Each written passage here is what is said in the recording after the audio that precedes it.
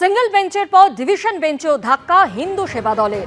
Red রোডে কর্মসূচির অনুমতি দিল না প্রধান বিচারপতির ডিভিশন বেঞ্চ। হিন্দু সেবা দল চাইলে রাজ্যের প্রস্তাবিত দুটি বিকল্প জায়গায় কর্মসূচি হতে পারে। আর অ্যাভিনিউ বা শহীদ মিনারে কর্মসূচি করতে পারে হিন্দু সেবা দল। হনুমান জয়ন্তীর কর্মসূচি নিয়ে নির্দেশ হাইকোর্টের প্রধান বিচারপতির।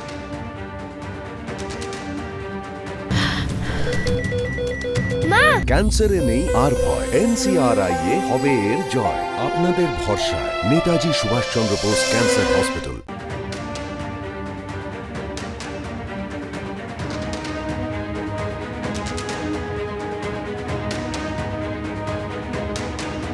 হনুমান জয়ন্তী যাদের করার কথা করবে, কিন্তু এই রেড রোড পলিটিক্সটায় ঢুকতে যাচ্ছে কেন?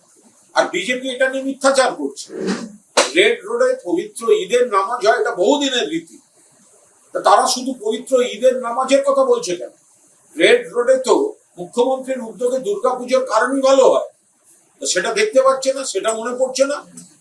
রেড রোড পলিটিক্স করতে যাচ্ছে কেন? মানুষের রুটি কাপড়া আর মাকান, বাংলার অধিকার, বাংলার টাকা, বাংলার সংস্কৃতি, এরা তার ত্রিসীমানায় নেই, মানুষের সঙ্গে কোনো সম্পর্ক নেই। কোথায় হনুমান জয়ন্তী, রেড রোডে চাই, এখানে চাই, ওখানে চাই, ওর ধরে বার করে দিয়েছে।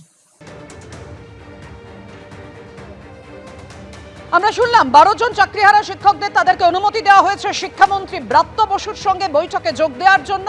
কিন্তু বৈঠকে যোগ দেওয়ার আগে যে জটিলতা তৈরি হয়, কি বলেছেন চাকরিহারা শিক্ষক শিক্ষিকারা দেখুন। আমাদের দাবি আমরা আগাম জানিয়েছি, আগেও জানিয়েছি, বারবার বলছি যে আমাদের দাবি 22 লক্ষ ওএমআর ইমিডিয়েট ওয়েবসাইটে প্রকাশ করতে হবে এবং আমাদের রিভিউ পিটিশনের মধ্য দিয়ে আমরা কোনো রি-এক্সামিনেশনে যাব না।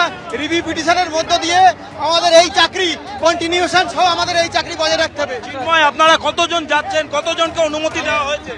আমরা টোটাল 11 থেকে 13 জনের একটা লিস্ট বানিয়েছি। তালিকায় দেখুন, তালিকায় যেগুলো মেন দাবি ছিল মিরর ইমেজ, যোগ্য অযোগ্য তালিকা, হার্ড ডিস্কের 22 লক্ষ ওএমআর-এর একটা পাবলিকেশন, আমাদের এই চাকরিতে স্যালারি বহাল রাখা ততদিন অবধি যতদিন না এই পদে আমাদের লিগালি আবার আন্দোলন চালিয়ে যাব।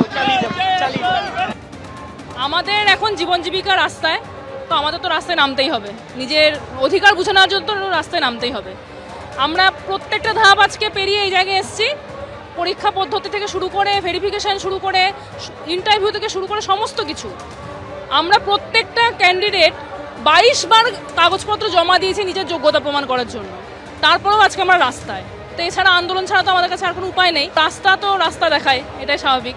তৃতীয় পদ যেটা রয়েছে আলোচনা, তাতে কি জট খুলবে বলে আজকে মনে হচ্ছে? আশা রাখছি, কারণ এতগুলো মানুষের জীবন জীবিকা, আর শুধু তো গল্পটা 19,000 বা 26,000-এর নয়, তার সঙ্গে আরও 6-7 জনকে যোগ করতে হবে, কারণ আমাদের পরিবার আছে, ফলে প্রায় লক্ষাধিক মানুষ।